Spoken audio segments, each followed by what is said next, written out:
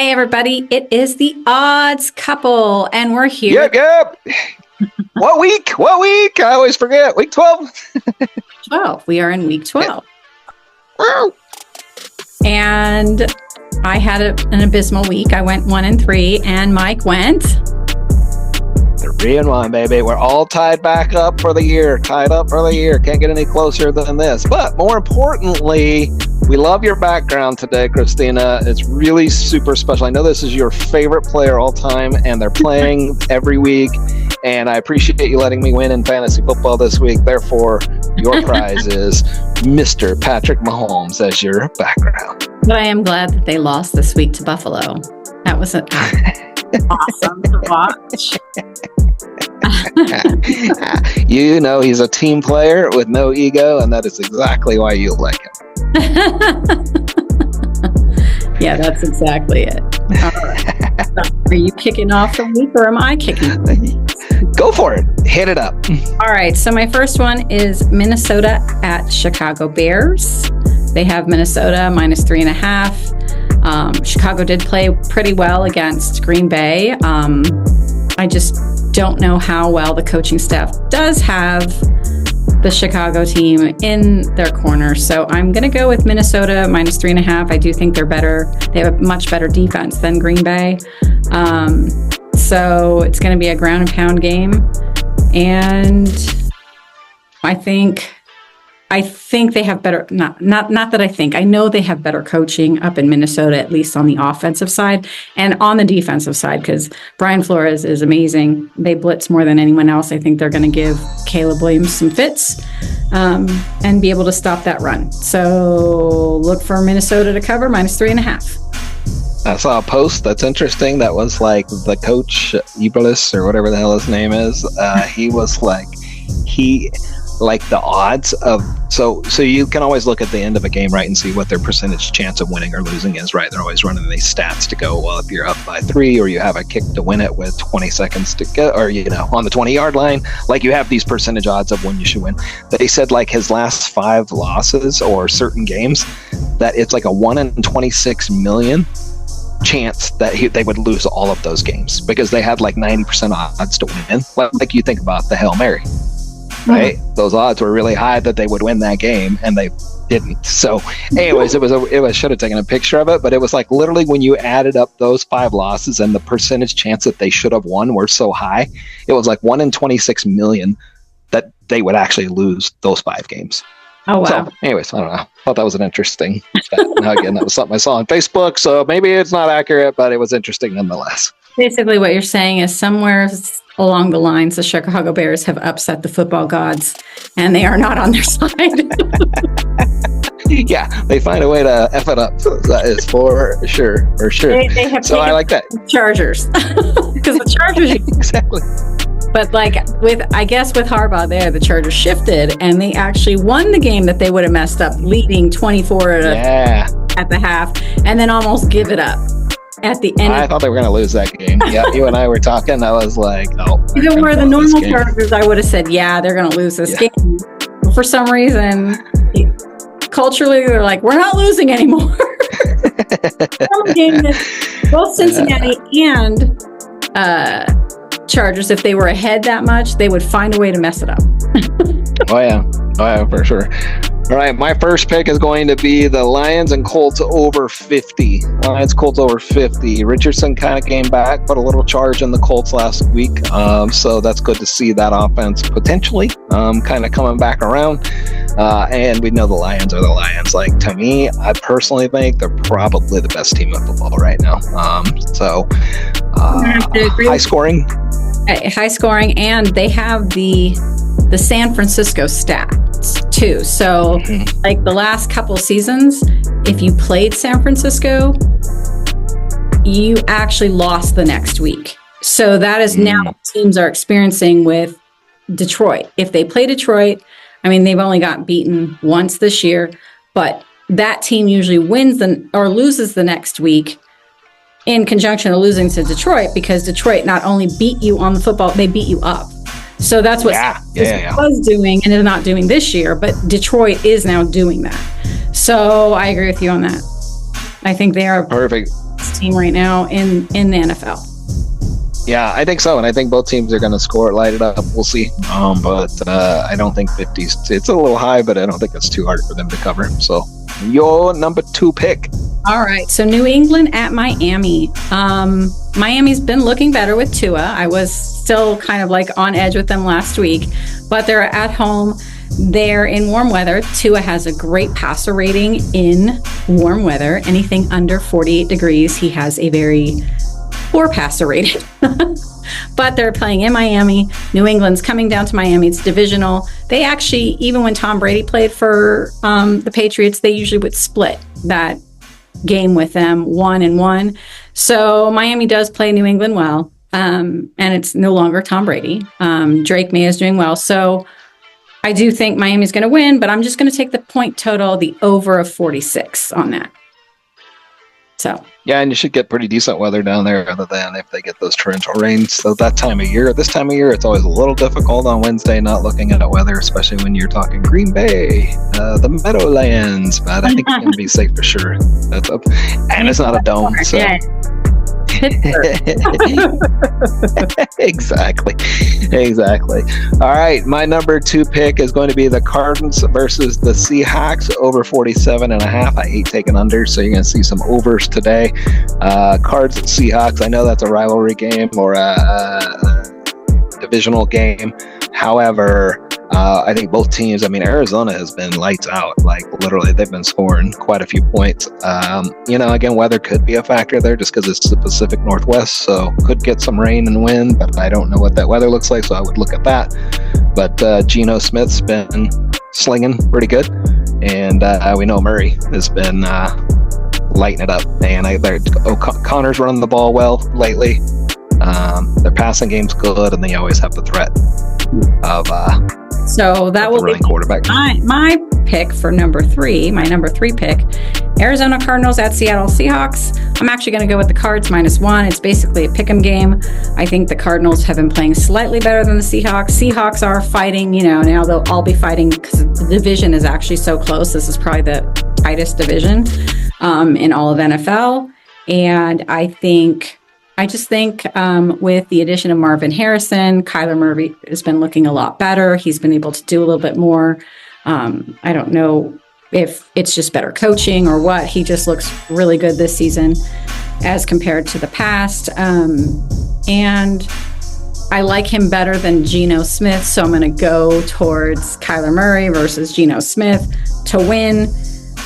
Game on the line. Who am I going to trust? I'm probably going to trust him. They do have Jackson Smith and Jigba on, both Ohio State alums, I might point out, these wide receivers. Harrison for Cards, and then Jackson Smith and Jigba for the Seahawks. So a very elite wide receivers apparently come out of Ohio State. So, but I'm going to leave. What is a... Huh? Go ahead, sorry. I was going to say, I'm just going to lean Arizona Cardinals -1. Yeah, I like that. What is a Buckeye? That's a nut, right? I think so. Okay, so go eat a bag of nuts every time you talk about Ohio State.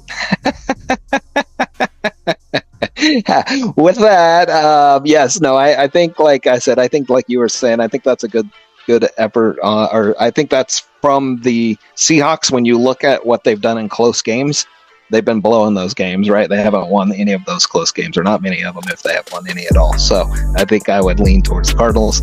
I don't know, rivalry game. It'll be a close game. I think you're right, and I would trust Arizona to close that game out for sure, more than I would the Seahawks.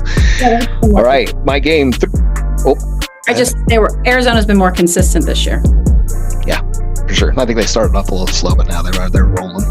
I'm going to go with Ravens versus Chargers over 50. Ravens versus Chargers over 50. I just think like it's kind of like the previous game we were talking about. Like the Arizona Cardinals do not have much of a defense. Anybody watched the Ravens play lately? Like, they're dead last in giving up points to receivers. Like, their defense is so bad. And I think, as you saw, the Chargers with Herbert, they're just going to light them up and tear it up. And I think Chargers got a better defense, of course, but Lamar is probably not losing 2 in a row. Well, maybe he will, but the reality of it is they suck against Pittsburgh. I think they'll do okay against San Diego, and Lamar's going to score some points. So they actually pulled up Lamar's passer rating against Pittsburgh. So against the rest of the league, it's like 103 or something like that. And then against Pittsburgh, it is 72 passer rating. So huge drop off. Pittsburgh is the big brother of that division, and they just every now and then like to beat on their little brothers. And they're going to probably beat on Cleveland this week. That's their other little brother. Yeah, it was interesting. I was watching a sports show yesterday or today, and they were just like, Baltimore preaches, and Harbaugh is a big, like, just aggressive, like, beat 'em up, physical kind of presence team, but they're like, they never show that against Pittsburgh. And so Pittsburgh just beats them to a pulp. You know what? Their defense actually held up pretty well against Pittsburgh this game. I don't know if it's just Pittsburgh out of them, but Lamar doesn't. They abandon the run like they did against Kansas playoff game. Like, look, you are a run first team. Run. You can do everything well. That allows him to throw it down the field more and have more explosive plays because you can't stop their run. So run the mother effing ball. Exactly. And I thought it was an interesting highlight when they did that go for 2, that Henry wasn't even in the game. And that is either one, whether you hand it off to him or not, at least you got to respect the fact as a defense that he might get the ball. But when he's not even in the game, there's like, what are you doing here? It's like, we know that. And that they would have we don't have to worry about him. A lot differently. They would have had to be more aggressive. Exactly. Yeah. I don't know about that play call. So, but it's Tomlin just has that presence, I think. But now you got the Harbaugh and Harbaugh brothers. Even though I know you're not betting on the game, who do you think wins that game? Chargers or the Ravens? Oh, that's a good. Is that San Diego? Los Angeles? I have no idea. I think I have it down as it's in Los Angeles. So I don't know, man. I see the Ravens kind of firing back. Chargers kind of want a close one. I'm just going to go with Ravens need to get a win out of this. So that's my only reason I would say I'm taking the Ravens. I would take the Ravens on that. Okay. I don't know. I'm split. I'd like to, because it's also a brother rivalry. So I think John Harbaugh has won more than Jim when they've played each other straight up. So you're looking for Jim Harbaugh to try to settle the score with his big brother. Yes. Okay, so my last pick, Kansas City Chiefs at Carolina Panthers. I think Kansas City's going to tear them up. The line is rather large. It's -11. I'm actually going to just take the over in that game because I think they're just going to score. Like, Carolina's defense isn't really going to be there, so I think Patrick Mahomes is going to score. And the Panthers will probably score some points here and there because they're a desperate team just looking. The coach wants to keep their job. Their quarterback wants to keep their job. So they're just going to be looking to play for something. So they're all playing for something. So, they got heart. They're at least not, rolling over and dying kind of like the Cowboys right now. We were talking about that. I think you and I were texting about that, about how many bad teams there are right now. And I don't know, maybe there's that many bad teams every year, but there is a lot of bad teams. The bad teams are really bad teams, right? Browns, Cowboys, Giants, list goes on and on and on. It's crazy to me. All right. I am going to go with my last picks, a little bit of a roll of the dice because I think 6 points is a lot. However, I don't have any faith in Mr. DeVito, who is replacing Mr. Jones in the Giants organization. So I'm going to go with the Bucs on this because I think Baker Mayfield is a solid quarterback. He's played well all year. I don't really like the Bucs defense, to be honest with you, but I don't think there's much to be scared about with DeVito as the quarterback for the Giants. So I'm going to simply go that I think the Bucs can handle a young rookie-ish quarterback that hasn't played a whole lot, and I'm going with the Bucs -6. There you go. All right. Well, those are our picks for the week. What else you got? We'll see. All right, we've got to look at college. I think we're gonna just kind of talk about a little college here. We said we'd do that last week. I do realize, Christina, I should just take whatever I bet against you and just put that in my bets, because I am 3-0 against our personal bets, in case you needed to be reminded of that.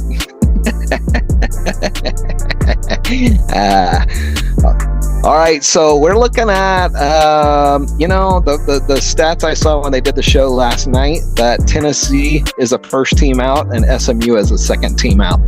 What are your thoughts on that? Agree? Yeah, I agree, actually.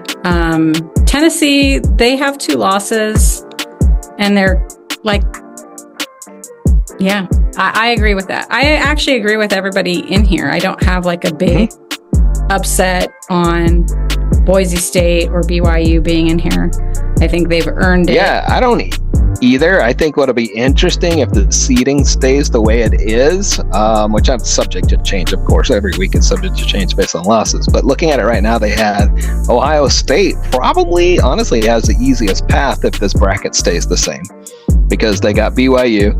Yeah. They would have Boise State, and then they would be in the semifinals. So that's at least my initial observation. If that doesn't change much, there's no real top team waiting for them like Oregon or Miami or Texas. So I feel like they got that's if it stays the same, because if Ohio State wins out, they're going to meet Oregon in the Big Ten championship, and then who decides there will decide most likely who's going to be the number 1 seed. Yeah. Yep, for sure. And I think because Miami, who could Miami face to unseat them? Do they have somebody they would face in their division? I don't know. Got a lot of Big Ten teams in here, that's for sure. Oh, yeah. Miami, I think Clemson's been on a roll lately, but I don't think there's anyone really scary. The thing with Miami is I think they'll probably get bounced, because they're going to be playing teams like, if they end up playing Georgia or Penn State, they're playing teams with great defenses. So if this bracket stays the same, unless they score 1,000 points, and because they won't be able to stop Georgia or Penn State. But the difference is Penn State could most likely stop Miami, because they rely way too much on Cam Ward. Yeah, 100%. And that defense is, rotten. I think Ohio State beats Indiana this weekend. So I wonder what that does, if anything, to Indiana. Does that drop them out of 12, even though that's only 1 loss? No, because they're ranked number 5. I don't think that they'll go down any further. It might switch up they might end up being like a number 9 seed instead of 7. So they might end up switching with like Notre Dame. So I don't think so. I mean, the bracket will change. It will either change Ohio State seeding or Indiana seeding after this weekend.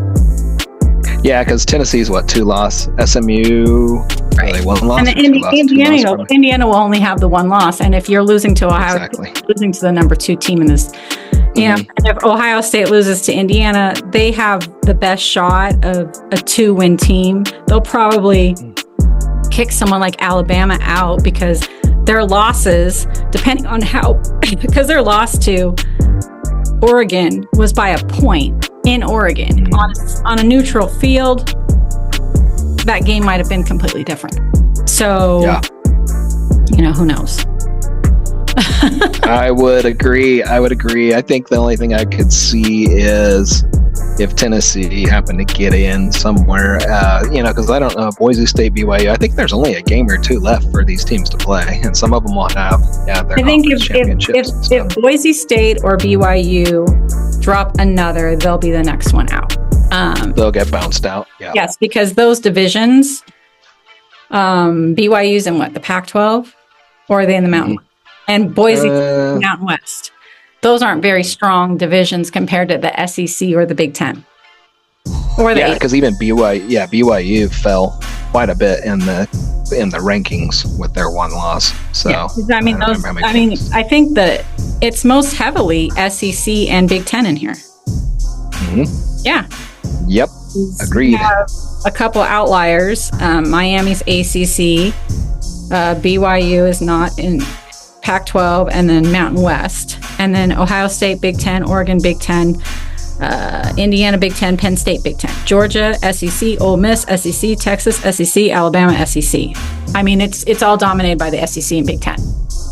100%. And I think will be an interesting game. I think that's this week, if I'm not mistaken, but Texas A&M and Texas. These ones are actually going to be played at whoever. So like BYU would have to go to Ohio State.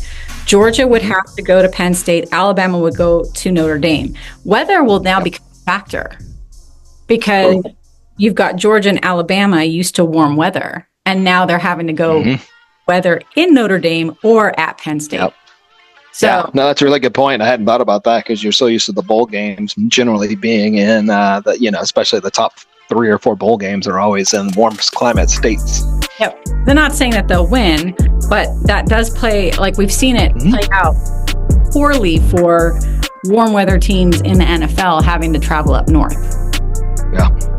You know what I just thought about? I think whoever loses the total amount of bets has to pay for the other person to go to one of the bowl games.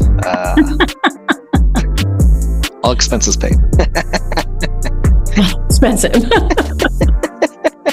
Especially last year when I heard like how much the friggin' Rose Bowl was or something stupid. It was like $3,000 and $4,000 for a ticket or something dumb. I'm like, are you kidding me?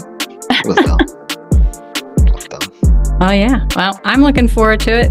We're winding down the college season, and I'm excited for the playoffs. It's going to be good times. It's going to be fun. I'm going to try to get maybe to Vegas at one of those weekends and watch some games there, but who knows? But I'm excited. It'll be fun. That's... Yeah, exactly.